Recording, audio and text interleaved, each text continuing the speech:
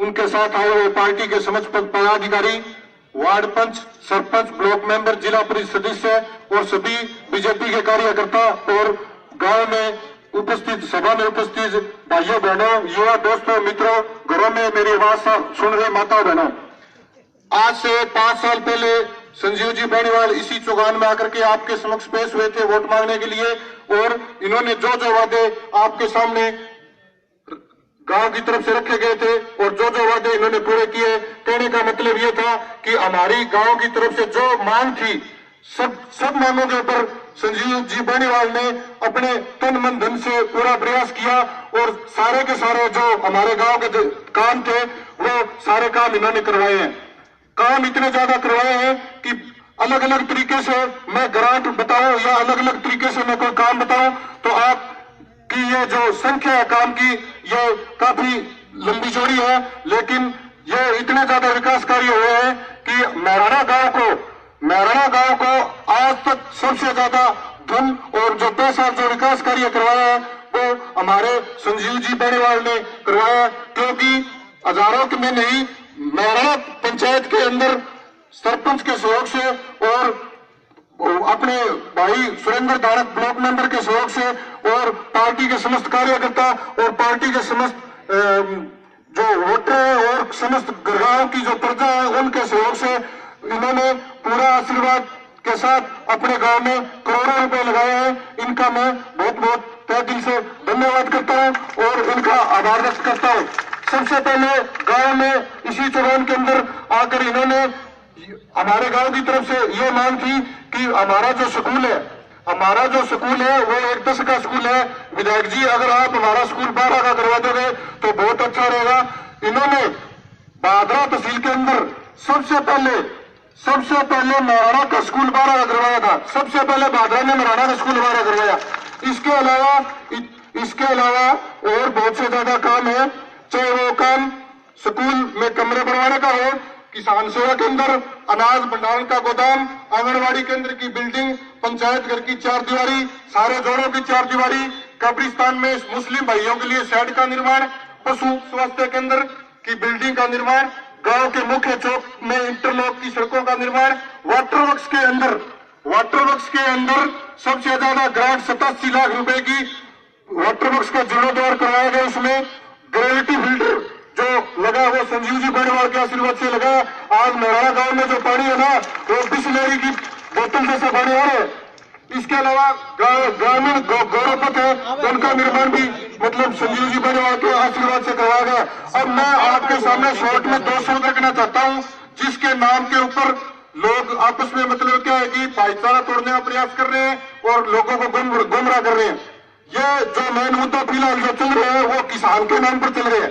तो मैं किसान की जो बात है, किसान के हित में संजीव जी बेनीवाल ने क्या काम किया महाराणा में, वो मैं आपको बताना चाहता हूं। सबसे पहले एक पुरानी बात 98 से लेकर 2003 की बता रहा हूं मैं। 98 से लेकर 2003 तक संजीव जी बेनीवाल एमएलए थे। उस टाइम सबसे पहले महाराणा माइनर को पक्का कराने का काम संजीव बेनीवाल ने किया कि नहीं किया बताओ। उसके बाद में अब की बार यहाँ दोनों एरिया के किसान खड़े हैं, उसमें मैं भी शामिल हूं और भी शामिल है, 4 एमआरएम के भी किसान शामिल है, 5 एमआरएम के भी किसान शामिल है। अब की बार 4 एमआरएम में ये बीजेपी की सरकार थी, संजीव बेनीवाल की सरकार थी, समस्त प्रजा की सरकार थी। इस सरकार में 4 एमआरएम का जो खाना पक्का हुआ है उसका पानी 4 एमआरएम की धाड़ियों में तक सप्लाई होता है और वहां का एरिया पूरा सिंचित होता है। तो ये किसानों का काम नहीं है क्या बताओ। 5 एमआरएम का जो खाना था जो सदियों से कच्चा पड़ा था, ये जगदीश मेरिया का भी खेत वहां पड़ता है, मेरा खेत भी वहां पड़ता है। और मेरा खेत तो क्या है कि मैं तो भाई जिन्होंने जो कि उशारो रहे खेता में हमारे वो पानी लगाया करता, जगदीश मेरा मान तो सारण मेरे बड़े हमारे पानी लगा के 2 बीघा कड़क करे करता। आज वो खाड़ो भरने के बाद में हमारे खेत में भी पानी लगाना क्यों, इनमें चाहे सेवदा का खेत हो, चाहे लंबा का खेत हो, चाहे खातिया का हो, चाहे केंगे हो, 4 एमआरएम में भी पूरी सिंचाई की व्यवस्था होगी। 5 एमआरएम का सारा खाड़ा कंप्लीट हो गया। यह भी किसानों के लिए बहुत बड़ी देन है, भाजपा सरकार की देन है, संजीव बेनीवाल की देन है। अब ये बात मैं यहाँ समाप्त करना चाहता हूँ और सीधा मंच पर मैं संजीव जी बेनीवाल को आमंत्रित करना चाहता हूँ। जय हिंद, जय भारत। संजीव जी बेनीवाल।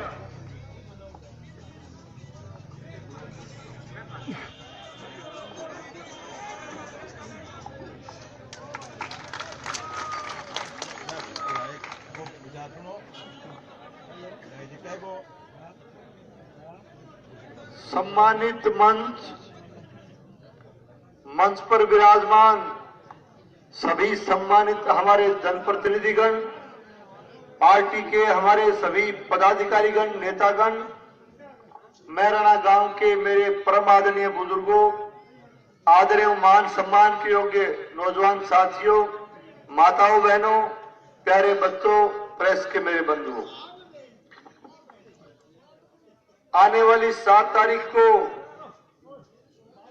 राजस्थान की सबसे बड़ी पंचायत में, राजस्थान की विधानसभा में आपको अपना नुमाइंदा चुनकर भेजना है और इस चुनाव के लिए आप लोगों के आशीर्वाद से, आप लोगों की भावनाओं को देखते हुए भारतीय जनता पार्टी ने, पार्टी आला कमान ने एक बार फिर से मेरे जैसे कार्यकर्ता को पार्टी का उम्मीदवार बनाकर आपके बीच में भेजा है और आज मैं आप सबका आशीर्वाद मांगने के लिए, आपका सहयोग और समर्थन मांगने के लिए आपके बीच में हाजिर हुआ हूं।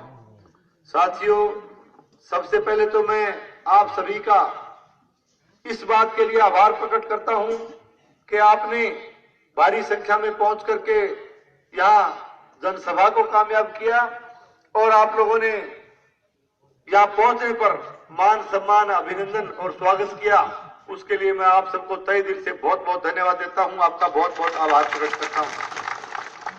साथियों, ठीक 5 साल पहले जिस आशा और विश्वास के साथ आप लोगों ने मुझ पर जो भरोसा किया और मुझे भरपूर आशीर्वाद देकर के आपने चुन करके भेजा, मैंने 5 साल तक आपके भरोसे पर, आपके दिए गए आशीर्वाद पर खरा उतरने की पूरी कोशिश करते हुए ईमानदारी से आप लोगों की सेवा करने का प्रयत्न किया।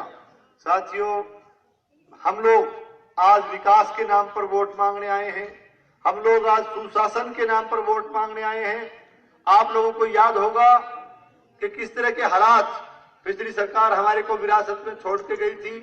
विकास का जहां तक सवाल है, किसी भी क्षेत्र का विकास, किसी भी इलाके का विकास, किसी भी प्रदेश का विकास, किसी भी देश का विकास हमेशा शिक्षा से शुरू होता है और शिक्षा के लिए मैं निवेदन करना चाहूंगा कि आज शिक्षा के क्षेत्र में पूरे, न केवल प्रदेश में, न केवल पूरे देश में, न केवल पूरी दुनिया में, बल्कि पूरी जगह आज जो है शिक्षा का स्तर काफी ऊंचा उठा है।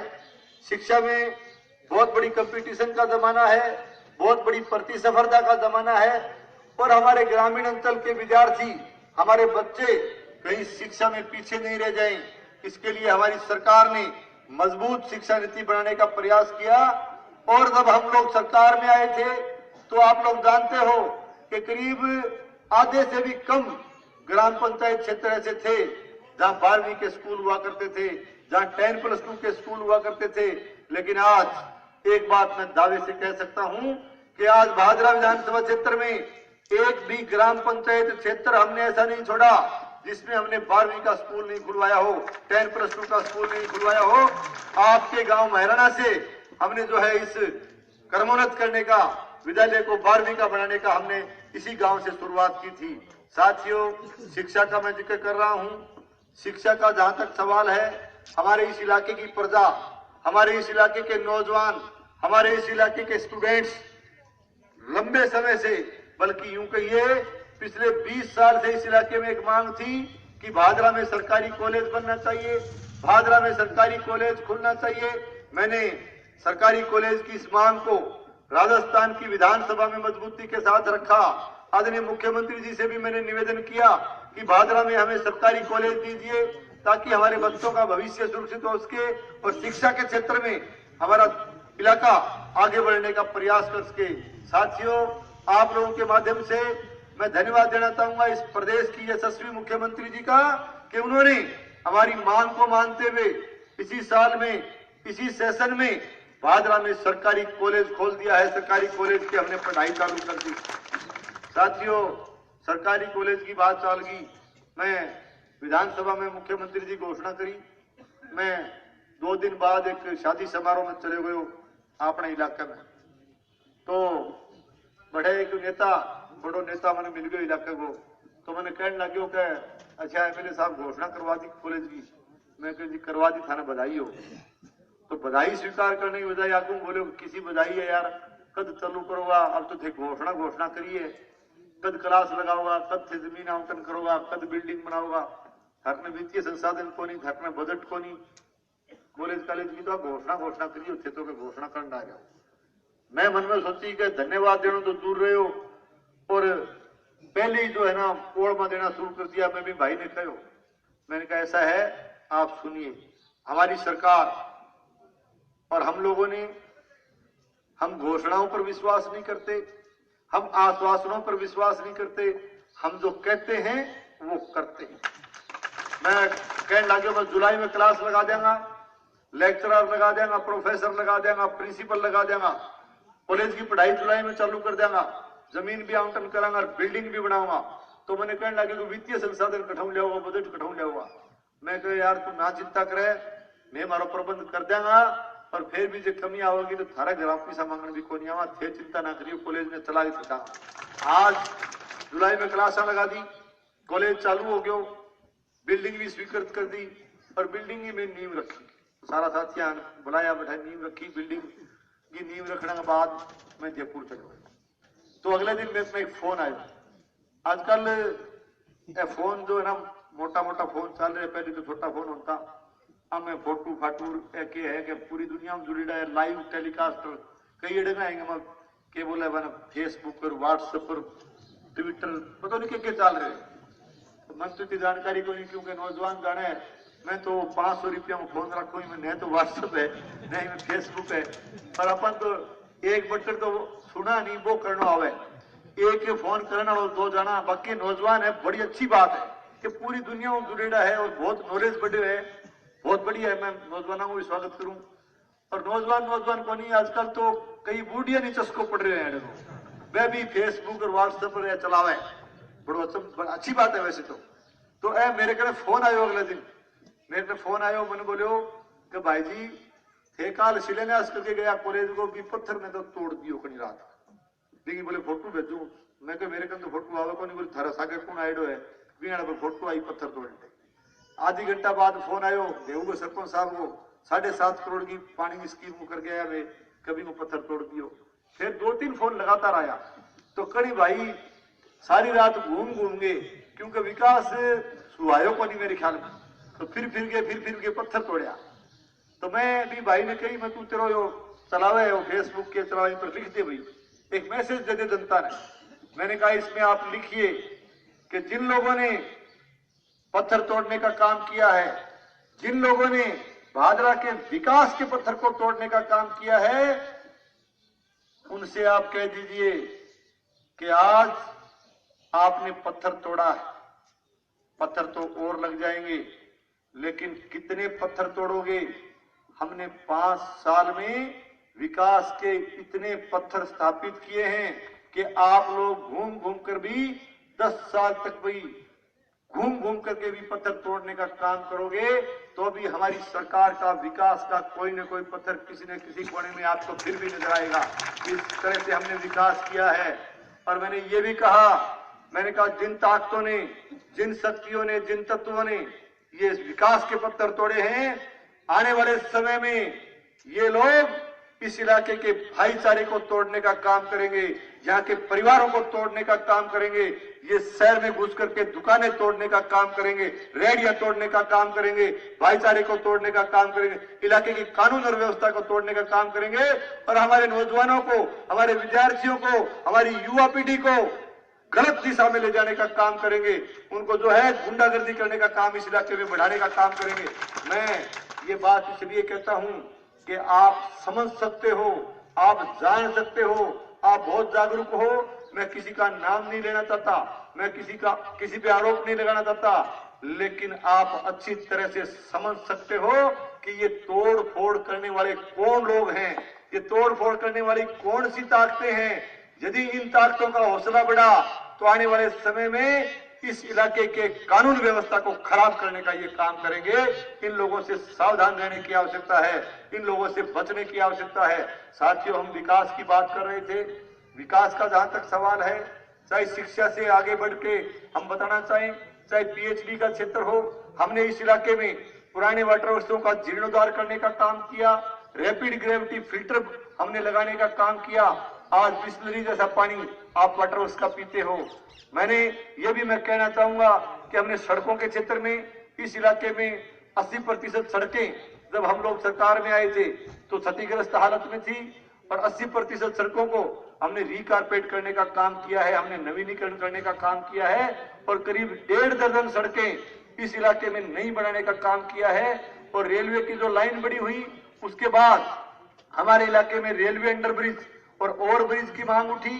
किसी विधानसभा क्षेत्र में 2 या 3 बने होंगे, लेकिन अकेले भादरा विधानसभा क्षेत्र में 2.5 करोड़ रुपए के करीब 1 दर्जन रेलवे अंडरब्रिज हमने बना के पूरे कर दिए हैं। भाटी मोड़ पर 35 करोड़ का रेलवे ओवरब्रिज, इस पूरे नौर भादरा क्षेत्र का पहला रेलवे ओवरब्रिज, वो इस बात का द्योतक है कि सरकार ने विकास किए हैं, सरकार ने विकास को आगे बढ़ाने का काम किया है। और आज किसी भी क्षेत्र को उठाइए, पशु चिकित्सा के क्षेत्र में भी हमने प्रत्येक ग्राम पंचायत मुख्यालय पर पशु चिकित्सालय खोलने का काम किया, उपकेंद्र खोलने का काम किया। मैं ये भी कहना चाहूंगा कि प्रतिपक्ष के भाइयों का हम बहुत सम्मान करते हैं, बहुत रेस्पेक्ट करते हैं, लेकिन सम्मानजनक तरीके से प्रतिपक्ष के भाइयों को एक चुनौती देता हूं कि हमारे विकास के हिसाब किताब को, 5 साल के विकास के हिसाब किताब को हम मूर्ति चौक पर रखने के लिए तैयार हैं। यदि आप लोग हमारे हिसाब किताब को पिछले किसी भी कार्यकाल से यदि 19 साबित कर दो, यदि कम साबित कर दो, तो हम वोट मांगने नहीं जाएंगे, हम राजनीति करने नहीं जाएंगे। ये चुनौती मैं उन लोगों को देता हूं। साथियों, विकास का जहां तक सवाल है, आपके गांव में भी जो भी आपने आदेश दिया, चाहे स्कूल को क्रमोन्नत करवाने का आदेश दिया, चाहे स्कूल में बिल्डिंग के अभाव का आपने आदेश दिया, चाहे कहीं 4 दीवारी बनाने का आदेश दिया, चाहे आपने ग्रामीण गौरव पथ बनाने का आदेश दिया, और चाहे आपने किसी भी भवन को बनाने का आदेश दिया, जो भी आदेश आपने मुझे दिया, मैंने आपके आदेश को सर्वोपरि मान के मैंने इस गांव के विकास के लिए भी प्रयास किया है। और मैं तो थाने एक ही बात कहने भी आया हूं कि देखो, वो जो विकास को काम गांव में करे ना, वो तो एक ट्रेलर है। थे मैंने एक मौको और दे दो, इनके थाने विकास की पूरी पिक्चर दिखा दूंगा, पूरी फिल्म दिखा दूंगा, एक मौका नहीं। बाकी आज हमारी सरकार बनने के बाद आप लोगों ने भारी बहुमत देकर के देश के ताकतवर नेता नरेंद्र मोदी जी को देश का आपने प्रधानमंत्री बनाने का मार्ग प्रशस्त किया। मोदी जी के आने से पहले जो सरकारें इस देश में काम करती थी, आप लोग टेलीविजन देखते हो, आप अखबार पढ़ते हो, आए दिन कभी 2G स्पेक्ट्रम घोटाला, कभी खेल घोटाला, कभी कोयला घोटाला, आए दिन घोटालों की खबरें अखबार में छपती थी, टेलीविजन पे आती थी, और वो सरकारें घोटालों की सरकारें साबित हो चुकी थी। लेकिन जब से नरेंद्र मोदी जी देश के प्रधानमंत्री बने हैं, आज तक मैं दावे के साथ कह सकता हूं कि हमारे किसी एक भी केंद्रीय मंत्री का, किसी एक भी केंद्रीय नेता का आज तक भ्रष्टाचार में नाम नहीं आया, आज तक किसी घोटाले में नाम नहीं आया। ये इस बात का द्योतक है कि आदरणीय नरेंद्र मोदी जी ईमानदारी से इस देश को आगे बढ़ाने का काम कर रहे हैं। साथियों, आज नरेंद्र मोदी जी पूरे भारतवर्ष के नागरिकों के दिलों पर राज कर रहे हैं। मैं कहना चाहता हूं कि एक समय ऐसा आएगा कि मोदी जी के नेतृत्व में हमारा भारतवर्ष पूरी दुनिया पर ताकत के साथ राज करने का काम करेगा। हमारा हिंदुस्तान पूरे दुनिया के नक्शे पर शक्तिशाली देश बनकर के उभरेगा। साथियों, मोदी जी ने और हमारी सरकार ने किसान के हित में भी काम किए। पहली बार राजस्थान की सरकार ने 50,000 रुपए तक का कर्जा कोऑपरेटिव सेक्टर का माफ करने का काम किया, किसानों के हित में काम किया। और फसल बीमा योजनाएं जो आज तक कागजों पर सीमित रहती थी, कागजों तक सीमित रहती थी, देश के पहले नेता नरेंद्र मोदी जी आए जिन्होंने प्रधानमंत्री फसल बीमा योजना को धरातल पर उतारने का काम किया।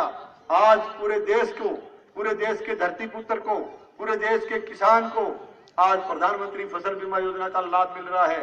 साथियों, कुछ लोग प्रधानमंत्री फसल बीमा योजना के नाम पर राजनीति करने का प्रयास करते हैं, किसानों को गुमराह करने का प्रयास करते हैं, किसानों को भ्रमित करने का प्रयास करते हैं, कहते हैं कि हमने बीमा क्लेम दिलाया। मैं आपके माध्यम से उन लोगों से पूछना चाहता हूं कि यदि आप लोगों में बीमा क्लेम दिलाने की ताकत होती, यदि आप लोगों में बीमा क्लेम दिलाने की हैसियत होती, औकात होती, तो मैं तब मानता कि आप नरेंद्र मोदी जी के देश का प्रधानमंत्री बनने से पहले दिलाते, आप 2013 से पहले दिलाते। आज यदि प्रधानमंत्री फसल बीमा योजना का लाभ मिल रहा है किसान को, तो निश्चित रूप से प्रधानमंत्री जी की वजह से मिल रहा है, देश के नेता नरेंद्र मोदी जी की वजह से मिल रहा है। मैं कई दिन 1.5 महीने तक रामगढ़ गांव में एक ड्रामा चालो, 1.5 महीने तक चालो, और बाद में ताली पटका करके वो उठा आपको दरी चकली।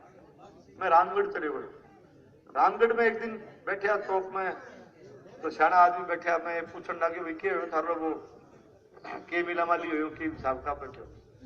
तो एक आदमी मैंने बोले यार छोटो वहां बात हम के आने जानी है, मार साहब तो 1.5 महीने घनी होगी, और ये बातें छोटो मैं थाने फिर मैं की तो बता यार के परिणाम आयो।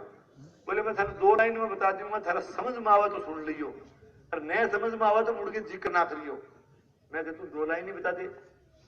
तो उसने मुझे कहा कि आपने शोले फिल्म देखी है क्या? मैंने कहा देखी है। कि शोले फिल्म में आपने गब्बर सिंह को देखा है क्या? मैंने कहा देखा है। तो उसने कहा कि शोले फिल्म में गब्बर सिंह ने रामगढ़ को लूटने का काम किया, और आज एक दूसरे गब्बर सिंह ने हमारे रामगढ़ को लूटने का काम किया। ये इसलिए कहता हूं, मैं इसलिए कहता हूं कि किसान के बीमा क्लेम की जो बात करते हैं, जो अपनी हैसियत से ऊपर उठ के बात करते हैं, उन लोगों से मैं पूछना चाहता हूं कि आज बैंकों के अंदर जो पॉलिसी बनी हुई है, जो प्रीमियम कटा, जिसको बीमा कंपनी को नहीं भेजा गया, केवल और केवल वो प्रीमियम जो कि बैंक के लिए आवश्यक बन गया था, वह 2-2, 4-4 हजार रुपया प्रीमियम का बैंक का वापस खाता में जमा कर दिया। ये बात की ताड़ी बजा के तो दरी उठा ली। तो ये चीजें इसलिए कह रहा हूं कि जिस आदमी ने योजना बनाई, जिस आदमी ने ये काम इस देश के लिए किया, उस बात को भूल करके उसका पूरा श्रेय खुद लेना चाहते हैं, किसानों को केवल भ्रमित करना चाहते हैं, किसानों को गुमराह करना चाहते हैं। ऐसे लोगों से आज हमें सावधान रहने की आवश्यकता है, सावचेत रहने की आवश्यकता है। बाकी ज्यादा भाषणबाजी तो बनाओ को नहीं, मैं तो किसी बात से भी इस चीज आऊंगा थाने जी बता, और फिर ज्यादा आला बाला करना को नहीं आवे, और अपनी विचारधारा भी को नहीं, अपना संस्कार भी ऐसा को नहीं आला बाला। और जो आला बाला की जो कोई शौक है थोड़ा बहुत, तो आला बाला करनिया तो इनके बाजरा में जोड़े मारे एक तो जुटरी है कई दिनों सिवाय आला बाला कोई काम को नहीं, और एक छावड़ी टोकरी वालों फेर वापर गयो, इनके फेर वापर गयो। तो आला बाला की करनी तो बा इल्ले मैं एक बात कहनी तो आला बाला करना होगा, तो इल्ले कान सुन लियो और इल्ले कान काट दियो, कोई फर्क नहीं पड़ा। मैंने एक बात जरूर पूछ लियो कि थे मैंने विकास को हिसाब किताब देते थे, विकास की तो कर सको थारो पीछे वो करेगा तो बता दो, और आगे थे के कर पाओ वो बता दो, क्योंकि थारो नंबर तो कठिन आनो को नहीं। जका लोग फिर लाए हैं, मैंने आप पूछ लियो कि थारो नंबर कदे ही को नहीं आनो। अरे सीधी लड़ाई रहनी है कांग्रेस और बीजेपी की। तो वो जो छबड़िया अभी ने विकास की बात पूछ ली के करेडो है, आप लो विकास गिना दियो। और जका दूसरा है जका गब्बर सिंह फिरे बना एक बात जरूर समझ लियो कि थारो कठिन नंबर को नहीं आनो, कठिन पूरे देश में थारो नंबर आनो बनी। बात भाई बात है कि देखो एक गांव में कोई एक चौकीदार हो, तो वो चौकीदार जो है वो सागा भी वो टाबर भोड़ो है, तो वो किंग घरे चले हुए। वो बोलियो के वो कौन है? बोले वो नंबरदार है। पहले होने करती नंबरदारी को बोल के नाम है, के नाम है राम सिंह। तो कह जी वो तो बूढ़ो हो गया, बोले बाद रामपार बन जाए वो नंबरदार। तो बोले वो कहने लगे वो कह जे बेंगो जे सूत बैठ गई आगे पाछा होनेगी, तो बोले वो राम किशन बन जाए वो। तो फिर टाबर हो बोलो थोड़ो चढ़ तो नौजवान, तो फिर बोले वो ही नहीं रहे तो जब बाबी की माँ ही सगे वह कहने लगी कि बेटा जे सारो गांव मर जी 13 नंबर कदी को नहीं आवे 13 नंबर कदी को नहीं आवे, तू तो ना बोल।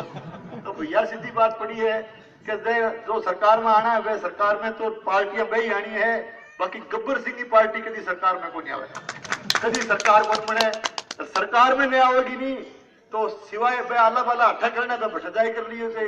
सिवाय आला पाला अगर दरी बिछाना सारी जिंदगी ठेको थोड़ी ले लियो कोई 8वीं दरी बिछानी फिर बाद में बड़े बड़े बच्चे भी कह दो चलो दरी बिछाओ तो फिर दूसरी दरी बिछानी है तो फिर क्यों पंगो करे हो काम तो विकास को कर लो और विकास वो काम जो कभी कौन कर सके विकास बांगा दिमाग में कोनी बांगा दिमाग में लिखेड़ी कोनी।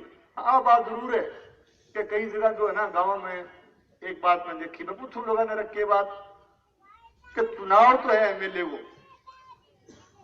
को चुनाव छोटो को नहीं हुआ विधानसभा में नुमाइंदो चुन के भेजना हुआ है और विधानसभा में विकास चल है लेकिन कई जगह में देखिए क्या बोले यार वो बिन्ने लाग गए और मैं क्या बात होगी क्या बात सेटिंग कर ली क्या नहीं सेटिंग है क्या सरपंची वाली तो चुनाव तो एमएलए को ये भी सरपंची को लड़न गया पंची को लड़न गया तो कई सोच रहा है ना मैं इस सरपंची की सेटिंग के चक्कर में जरूर करता फिरे जो है ना कि मैं लाल सलाम करे तो बन आके जो लाल सलाम ना करो बंदे मातरम करो तो देश को कल्याण हो सके। तो मैं थाने एक ही बात कहना चाहूँ कि चुनाव ने बड़ो चुनाव मान के बड़ो दिल रखिए और चुनाव में पोलिंग करनी अपन है विधानसभा चुनाव मान के।